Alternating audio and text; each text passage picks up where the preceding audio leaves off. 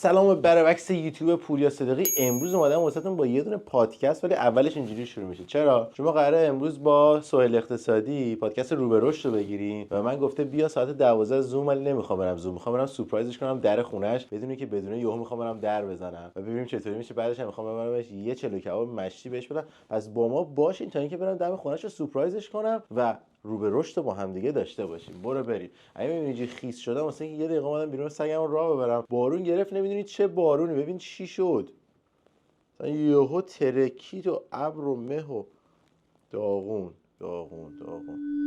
بچه‌ها سهیل نمیدونه، بعدش الان به من مسیج داده که پوریا نیم ساعت دیگه زوم میبینمت. نمیدادم میرم سمت خونه‌اش. خونه سهیل هم با من خیلی فاصله داره و خیلی اکسایتدم یهو برم در خونه‌اش ببینم قیافش چه شکلی میشه. نظرتون ریاکشن سهیل چیه توی این مواقع؟ خیلی دوست دارم ببینم، کامنت بذارین ریاکشنش به نظرتون قبل از اینکه ببینید چیه. چون رسیدم اینجا بعد قایمکی برم به خاطر اینکه دم در خونه سهیل یه دونه چیز هست، یه رمپه اینجا هم که گذاشته، ماشیناش هم که اینجا. ببینیم ریاکشنش چیه. الان منتظره که من بیام روی زوم باهاش صحبت کنم.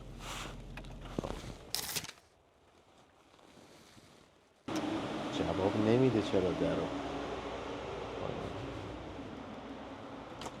سورپرایز. من تو رو سورپرایز کردم، تو من سورپرایز کردی. بچه منتظر بود، بچه ستا ببین منتظر بود بیا زوم کار، اومدم در خونه.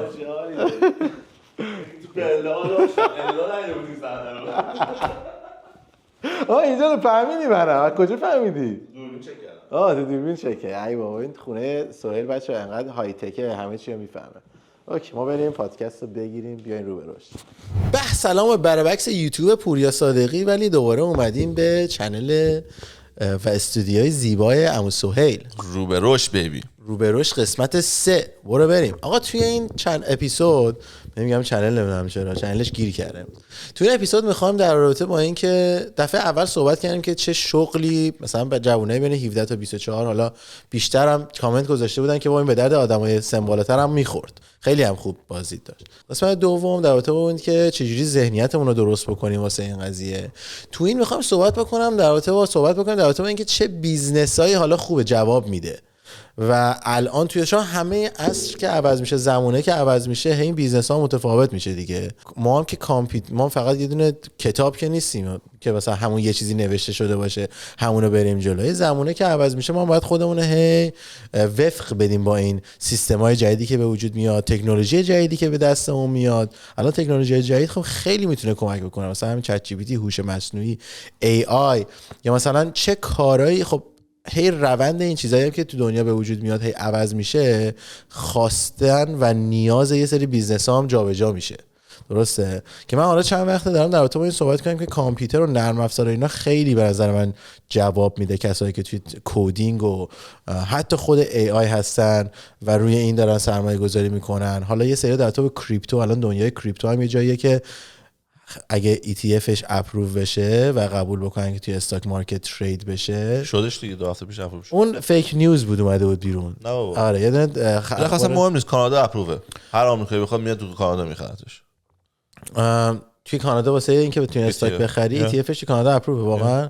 حالا کانادا آخه مارکتش خیلی کوچیکه نسبت به آمریکا. خب آمریکا دسترسی دارن دیگه، بزرگترین مارکت هم دست آمریکاست. درسته. هر کدومشون بخوام میتونن بیان مارکت کانادا رو بخرن، تازه 40% هم تخفیف میگیرن به خاطر دلارشون. آره ولی خب به خاطر اسمش و اینکه اصلا این یه چیزی شده باشه، اضافه شده باشه به داستان کریپتو، به نظر من تاثیر زیادی تو قیمتش میذاره. من فهمم گذاشته چون آردی کشورهای اصلی مثل کانادا دارنش. فقط هم کانادا نیست، کشورهای دیگه هم هستن. درسته. به خاطر همین آردی اون تاثیر گذاشته، یعنی اونم بیاد تاثیر تو قیمتش نمیذاره بخواد بره بالا. سوال اینه که آقا این میمونه یا نمیمونه و فقط تو باید دیوانه باشی تو بگی نمیمونه. مثل اینکه مثلا یه روزی زمانی بوده که صدف استفاده میکنن، صدفای کنار آب اقیانوس به جای پول بوده، چون چیزی کمیابی بوده مثلا پیدا میکنن اونو به عنوان پول نگه داشتن، به هم دیگه میدادن که یه حساب کتابی داشته باشن. بعد فکر کنی که بیاد مثلا طلا رو پیدا کنه و بگه به نظر من یه روز طلا جایگزین صدف میشه. خب این اولین چیزی که تو بیزنس صحبت میکنیم الان کریپتوه. پس حواستون باشه، ما الان بحثو شروع کردیم.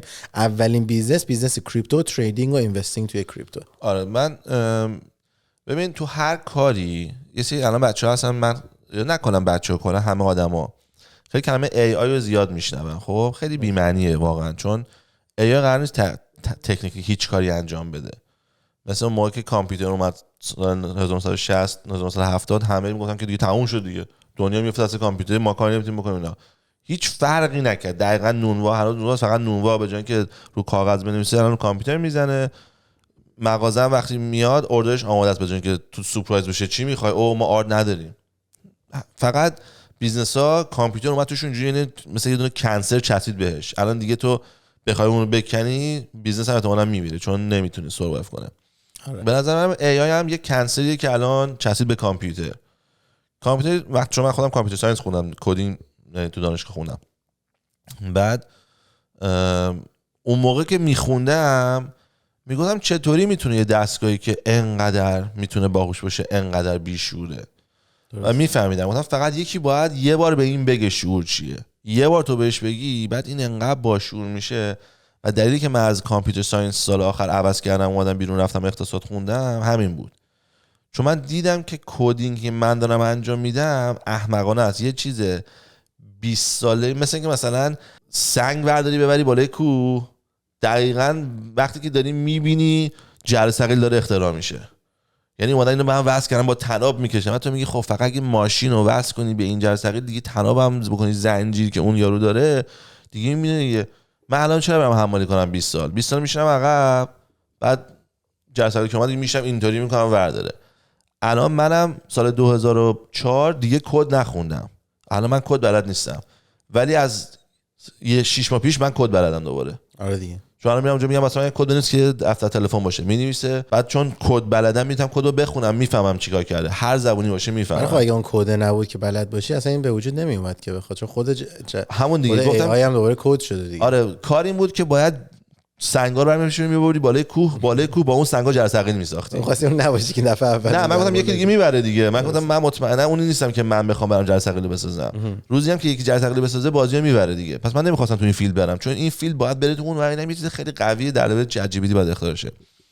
واسه همین این کلمه AI همه مثلا میگن آقا دیگه الان بری با AI پول در بیاریم. آقا اصلا معنی نداره. نه AI چیزی که اضافه میشه به آره مثلا همون کامپیوتر که اضافه شد یا همون بیل که به نه AI یه اسیستنته، در اصل کسی که داره بهت کمک میکنه. اگه مثلا یه کاریو می‌خواستی تو 40 ساعت انجام بدی حالا توی 15 ساعت انجام میدی یا 4 دقیقه. دقیقاً تا 4 دقیقه مثلا انجام میدی. ولی خب باید یه چیزی که باید ازش یاد بگیری. مثلا یه دونه مثال میزنم برای بچه‌ها که شاید اگه بخواید خیلی کلیر میکنه. الان پوریا یه کمپانی داره که توش مثلا ریلتور و اینا دیل میکنم باش. من میرم استخدام میشم کمپانی پوریا، میگم آقا منو بیا اول میاد من میگه سهیل بیا اسمت هستش سهیل دودول طلا، پسوردت هم اینجا بزن. من اونور نگاه میکنم یه پسورد میزنم، یعنی پوریا اونور نگاه میکنه من یه پسورد میزنم.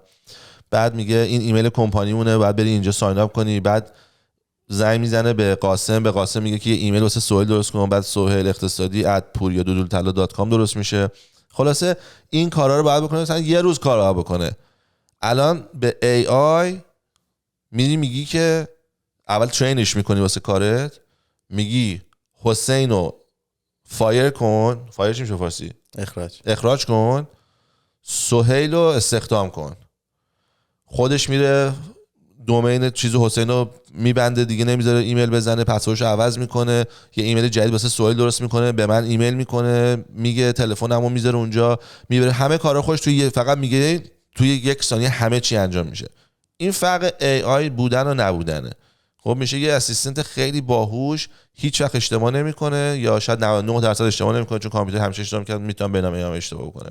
حالا مثلا اشتباه AI چطوریه؟ مثلا یارو اسمش مثلا توش مثلا فامیلش مثلا از خسروی اچ رو نمیذاره، بعد تو هم که ترینش کردی گفتی فقط مثلا 3 تا بذار، بعد مثلا میذاره سهیل کس. بعد مثلا تو میگی آقا من مثلا یا من ایمیلم یا sohail.kos@gmail.com یا @puriadudultala.com. و مثلا میگم پوریا جون این شوخیه. بعد تو میگی چی؟ چرا با واقعا اسم من گوشی کس؟ میگم آقا این AI ما گفته بودین تو بعد کلمه نه ببخشید شما مثلا میفهمی اشتباه اینجوری خواهد کرد، ولی در این لوله. ولی من حالا کریپتو رو که داشتیم صحبت می‌کردیم ازش اومدیم بیرون. نه نیومدیم بیرون. من دارم میگم که تو هر کاری تو میتونی موفق باشی. حالا میخوای چمنزن باش، میخوای کریپتو باش، میخوای، ولی اینی که تو چیکار بکنی تو اون کار موفق باشی مهمه. یعنی ما نمیتونیم بگیم بچه‌ها الان پول تو کریپتوه، همه بریزین کریپتو، هر کی باهوش‌تره پول در میاره. نه، الان پول تو همه جا هست. الان خونه تو چمنزن میخواد، ماشین تو یکی لاستیکشو عوض کنه، از یه نفرم دستگاه میخریم که الان میبرن نشون میدیم من پرکورکم داره میخوره، بعد میگه این میکروفونو نخر اونو بخر. سو همه دارن بازی میکنن.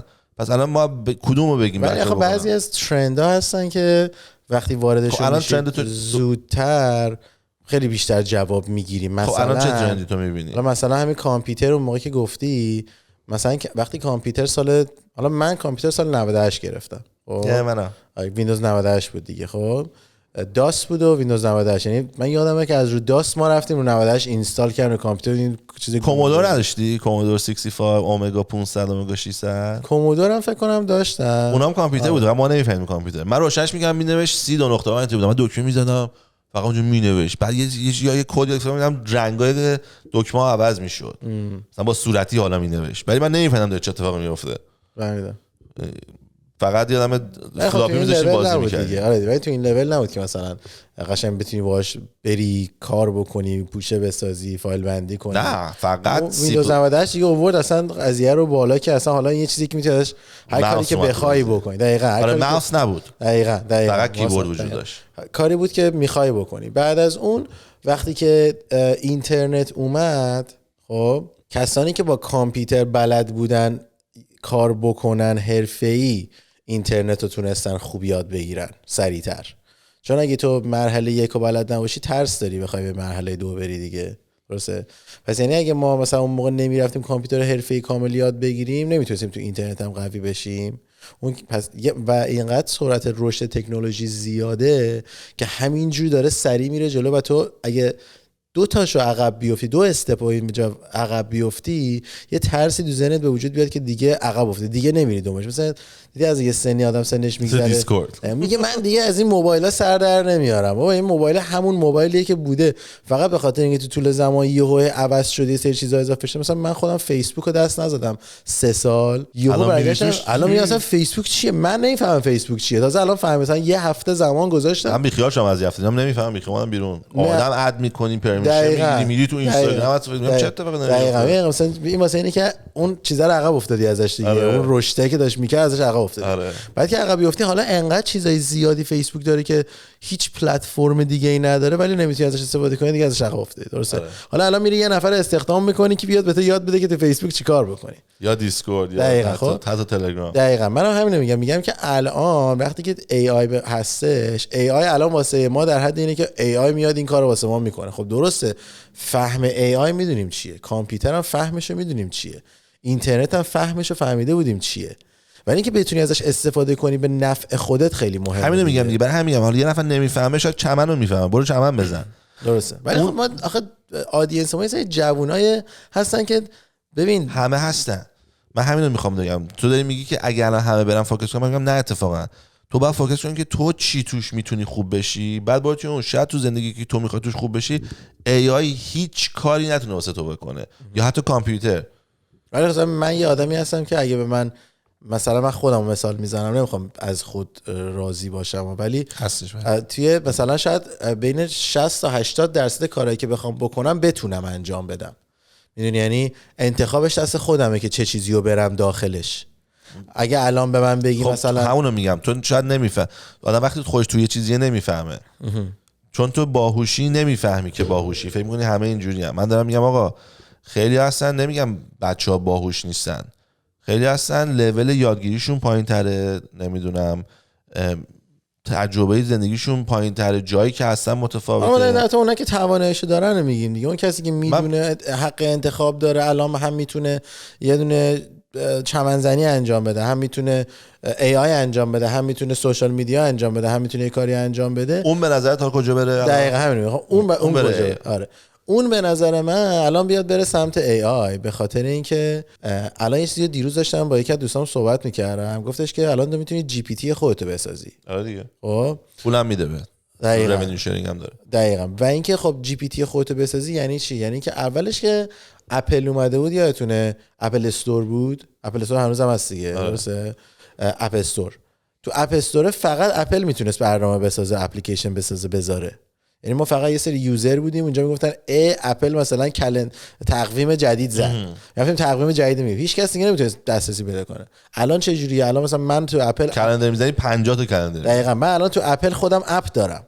درسته الان برید همون 20 فلیکس مارکتینگمون رو بزنید توی اپل میاد بالا، مثلا حتی الان آوردیمش پایین واسه یه سری دلایل، مثلا تا یه ماه پیش میتونستی دوباره میذاریمش بالا. خب ما خودمون مثلا اپ خودمون رو ساختیم گذاشتیم اونجا. درسته و الان ببین چی شد، الان به یه جایی رسید اون اپل و اپ ساختن و دنیای گیمینگ و بازی ساختن اینا که با پولای سنگینی مردم از توش در آوردن. 2 بیلیون اپ بیشتر وجود داره. مثلا با گیم اگه میساختی اولش که بازیه مثلا اپل اومده بود مثلا کش اوت میکردن 400 میلیون دلار 500 میلیون. دقیقاً 4 تا تو توالت. یعنی خود یارو من اینترویوشو دیدم گفتش که حتی خود ندارم میگم خودم نمیگفتم تعریف کرده، میگفتش که یارو من دیدم اپ اومد 4 روز رفتم خوندم یاد گرفتم کدینگشو، رفتم تو توالت روبیا خوردم، رفتم تو توالت گوزیدم صدای گوزم و 4 تا ضبط کردم، بیشتر ندوزم بگوزم 4 تا صدای گوزو ضبط کردم، یه پلتفرم گذاشتم بهش گوشم فارت.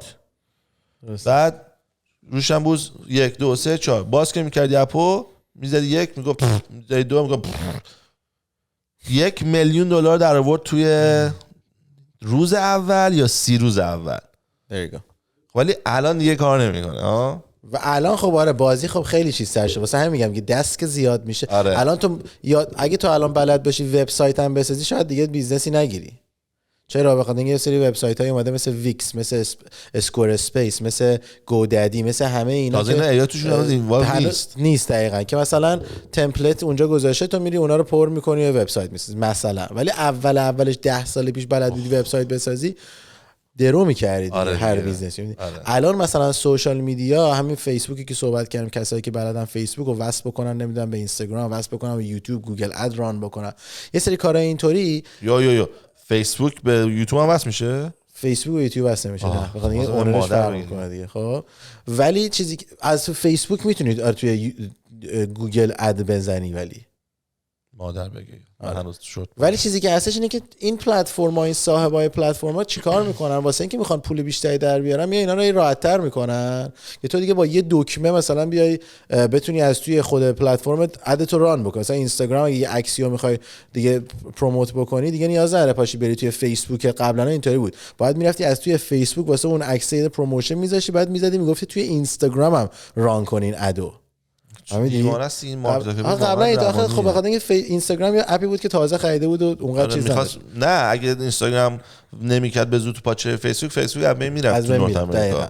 ولی الان از تو خود اینستاگرام ادو ران میکنی مثلا. درسته؟ پس خیلی راحت تر شده دیگه. واسه همین الان یه چیزی که این داستان جی پی تی که بهت گفتم اگه الان مثلا یه سری کمپانی‌های بزرگ دارن جی پی تی های خودشونو بیشتر به مردم ارائه میدن. چت جی پی تی که اومدش اولیش بود دیگه. بعد من یه توضیح سریع بدم چون کانفیوزی نمیخوام بشه واسه بچه‌ها.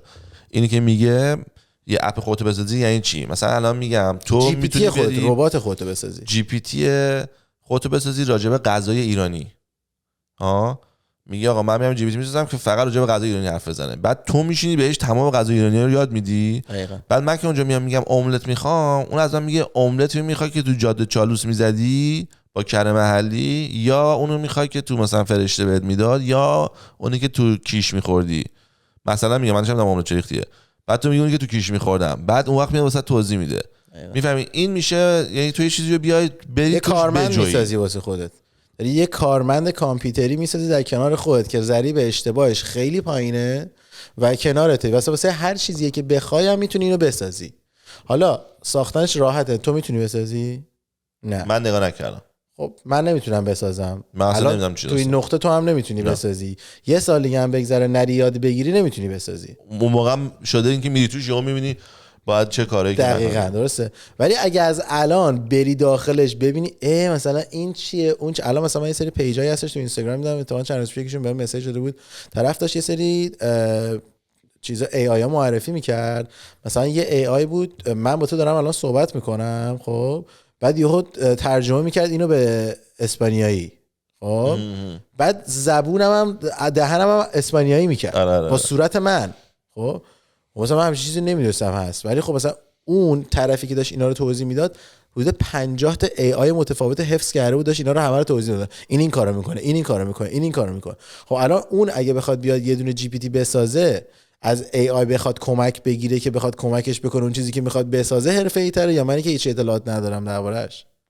اون خیلی از ما جلوتره دیگه. واسه همین میگم الان جوونا اگر وارد همچین چیزی بشن، فکر میکنم توی دنیای غرب یه درآمد خیلی خیلی سنگینی. و این که ببین سن یه چیزیه که داره بالا میره دیگه، پایین که نمیره. درسته؟ یعنی ما داره سنمون بیشتر میشه. من باور نمیشه داره میشه 33 سالم مثلا سپتامبر، میدونی؟ یادتون باشه حرفشون واقعا باور نمیشه. اصلا دیروز داشتم بهش فکر میکردم، گفتم واو، مثلا من همیشه بچه کوچیک خانواده بودم، الان میشه 33 سالم، میدونی؟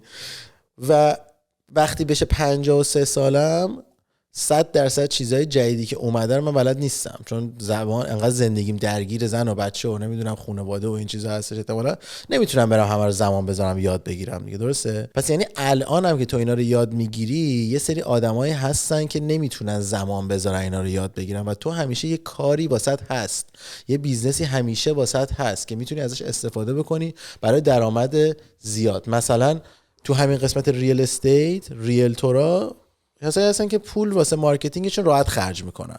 چرا؟ چون ریل استیت یه بیزنسیه که جایزه‌ای که میگیری درآمدت خیلی نسبت به هزینه‌ای که میکنی بالاتره. بهش میگن کاستومر اکوزیشن کاست. دقیقاً کاستومر اکوزیشن کاستش اونقدر زیاد نیستش، ولی ریواردش خیلی زیاده، میدونی؟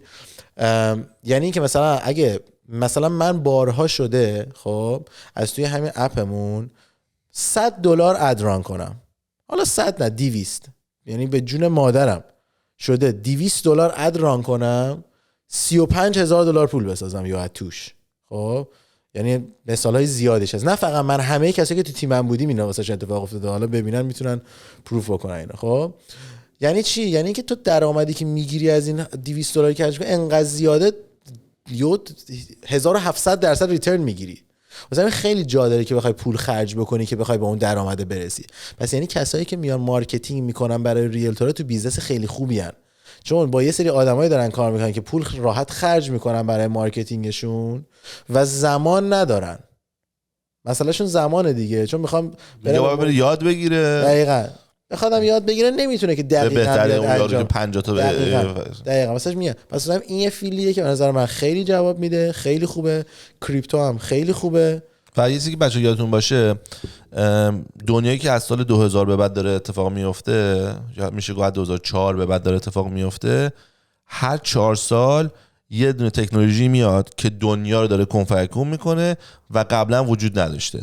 2004 اصلا خود همین یوتیوب به وجود اومد، نمیدونم 2008 اپ استور به وجود اومد، 2012 اینستاگرام و فیسبوک قوی شدن، 2016 کریپتو اینا سنگین شد، 2020 AI به وجود اومد.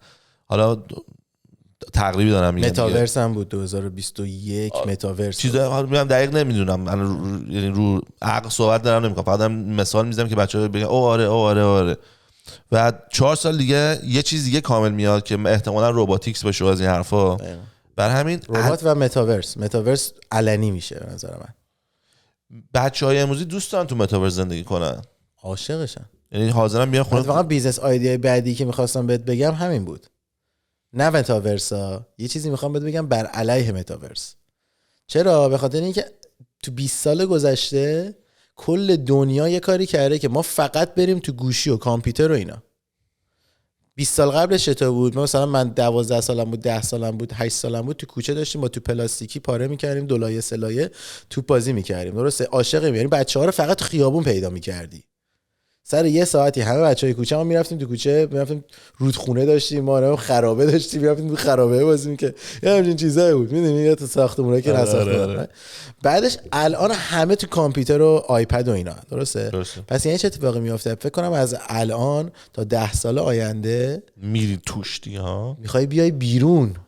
تو اونوری الان دقیقاً الان یه سری بیزنسایی که میاد تو رو از توی این حالت میاره بیرون خیلی جواب میگه. مثلا یه سری اکسپریانس هایی به وجود میاد، مثلا تو میگه که آقا من میخوام فقط 5 روز برم اینجا، 10 روز برم اینجا، موبایل همیشه بذارم کنار، با طبیعت وصل بشم، دوباره به جوونیم وصل بشم، به کودکیم وصل بشم، به انسانیتم وصل بشم. یعنی یه سری جایی که همچین چیزایی برات به وجود میاره فکر کنم خیلی جواب بده. یعنی مثلا توی شمال توی مثلا یه جایی طوری که جای خیلی باحال ویو باحال داره ممنوع بشه، دقیقاً الکترونیک ممنوع بشه و تو میری اونجا مثلا چه میدونم با دوست دخترت به هم زدی میخوای یه هفته فراموشش کنی، میری اونجا گوشیتو میذاری، فقط اونجا یه سری آدم هستن که اومدن فراموش کنن که اصلا چه سکسی. میدونی بعد اونجا حالا میتونی تو چیکار کنی، یه سری هم آدم داشته باشی که دکترن، مثلا یه سری دکتر روانشناس، یه سری دکتر مشاور، یه سری دکترای اینطوری که اونجا وقتی بهتون برسن دقیقاً اونجا هستی بگی آقا مثلا من میخوام 2 ساعتم روزی با یه مشاورم اونجا صحبت بکنم که چجوری میتونم مثلا الان فراموش کنم. یعنی یه هفته میری اونجا کلا فراموش میکنی که اصلا چرا ناراحتی از این قضیه و اینا، با یه سری ایده‌های جدید برمیگردیم به دوباره میری سر زندگیت. خیلی حرفت جالبه، چون من به النا گفتم که من احتیاج دارم هر سالی 1 یا 2 هفته برم تنها باشم که خودمو بسازم. بعد النا گفت خب اوکی، هر چیزی رو به زناتون اولش بگین قبول میکنم، اگه وسط داستان بگی امکان نداره قبول کنم. بعد رفتم تورنتو. رفتیم؟ نه قبلش رفتم تورنتو، از روز اول پارتی کردم تا روز آخر رو همش تلویزیون اینا. یه کتاب بردم، کتاب رو از چمدون در نیاوردم. خب بعد اینجا بودم، خب من اومدم اینجا ولی نتونستم، چون تکنیکلی تو تلفن زندگی میکنی من نرفتم جایی، چون هر روز تو تلفنم بودم. درست. ولی اگه اینجایی که تو میگی برم، بعد کتاب رو تموم کردم، دقیقاً فکرامو ساختم، ماساژتو گرفتی، نمیدونم کولد پلانج کردی. آره چون مگه من توی خونه در رو ببندم دیوونه میشم. نه اون آره نه و یه طبیعت باحالی باشه که تو یه هفته برنامه دارم. دقیقاً یه کایاکی داره، مثلا یه قایق کوچیک ورمی‌داری با خود میری لب آب. نه ولی کی فوت کوزه‌گری اون داستانی که تکنولوژی قطع باشه، اینترنت نباشه، نه دیگه دیوونوزی، برق نباشه. نه برق الان تو یه دونه پمبرتون خب یه جایی هست واسه لینکشو میفرستم، من بعضی موقع میرم، مثلا یه جایی که هیچ کس نمیدونه، خودم بعضی موقع میرم، خیلی باحاله. یه زمین خیلی بزرگیه، مثلا زمین 30,000 متریه، خب 300,000 اسکوئر فیت، 400,000 علی آقا که نمیگی؟ نه ایرانی نیستش، خارجیه، خب کاناداییه. اونجا طرف اومده 4 تا کلبه چوبی گذاشته لب آب، یه لیک، یه دونه دریاچه داره، دریاچه خصوصی زمین اینه. خب اومده خونه ها رو با فاصله زیاد از همدیگه 4 تا خونه نقلی چوبی گذاشته اونجا، هیچ چی توش نیست، فقط یه تلویزیون هست، خب با یه باربیکیو، یه دونه شومینه چوبی، یه ذره چوب با تبر گذاشته بیرون واسط، با لیک، با 2 تا قایق. همین. تو میری اونجا 2 روز 3 روز، من هر دفعه رفتم اونجا برگشتم اصلا یه آدم دیگه ای میشی. همین الانم که خب دارم میرم پیش مانی خوشبین، همینطورم تنهایی دارم میرم دیگه، تنهایی دارم میرم اورنج کانتی، شاید منو ببره البته. یه دونه هم جایی دارم میرم، یه ریزورتیه، این ریزورت مخصوص کسایی که گلف بازی میکنن، یه ریزورت روی آبه. بعد زمینای گلف هم دیدی چه جوری که چمنای زده شده، یه دست خفن. مثلا عکسش دیدم باور نمیشه، البته ریکامندیشن خودشون بود، گفتش که اینجا مثلا بهترین جایی که میتونی بری توی اینجا. منم رفتم اونجا رو گرفتم، خیلی واسه عکسش دیدم الان واسه این 3 روز سفر خودم بیشتر هیجان دارم تا روزی که مثلا دارم میرم این برنامه رو میگیرم. میدونی؟ آره خلاصه من فکر میکنم دنیا از الان به بعد درسته که خیلی داره همه رو میکنه تو وی آر، چون فکر 3-4 سال دیگه ببین همه بچه‌ها نشستن تو خونه عینک گذاشتن دارن توی اونن، یعنی اصلا بچه رو دیگه قشنگ میبینم در اتاق باز کنم باشم موقع دقیقاً بعد میگم که بچه بیاین نهار، بابا برو بیرون الان غرق میشی. دقیقاً اینا الان توی مدرسه‌ن. الان به همین کمپانی EXP که ما الان هستیم، کمپانی ریال استیتی که من هستم، اصلیه EXP دیگه. EXP متاورس داره دیگه، خب متاورس رو ساخته، آلردی متاورس ساخته. خب همه ریلتورای فروشنده‌های EXP کل دنیا با VR میان توی این شهری که ساخته، خیلی بالا. بعد شهر توش جت اسکی داره، مثلا میتونی بری یه دونه ریلتور رو از دبی برداری، سوار جت اسکیشی، ما هم دیگه برین دور بزنیم، بعد بیاین برگردین تو شهر، مثلا بریم با هم غذا بخورین، بعدش بشینیم با هم صحبت کنیم، بعد مثلا میتونیم برین 3 تا بوت کمپ با هم دیگه شرکت بکنین. مثلا بوت کمپ خیلی بالا، هر کس آواتار خودشو داره، بعد داری با آواتار راه میری، بعد میری دم یه دونه جلسه، یه اتاقه، مثلا اتاق رو در میزنید، در باز میشه، همه نشستن، اونا آواتارهای واقعی ان نشستن، داره یارو حرف میزنه واسهشون. خب بعد میری پله رو میری بالا، واسه خودت یه صندلی میگیری میشینی، بعد اون میشه یه صفحه تو. این بعد مثلا بغلیه داره با چت میکنه، این بغل داره چت میکنه، خیلی بامزه است، خیلی خفن. نه این دفینیتلی این حرفت واقعا درست بود و هر 4 سال یه چیز جدید قراره بیاد و الان این داستانه الان فقط اینه. الان هر مسیری یا من میرم به این میرسم، یعنی کش فلوی که کامپیوتر برات میسازه، بیزنس های مارکتینگی برات میسازن.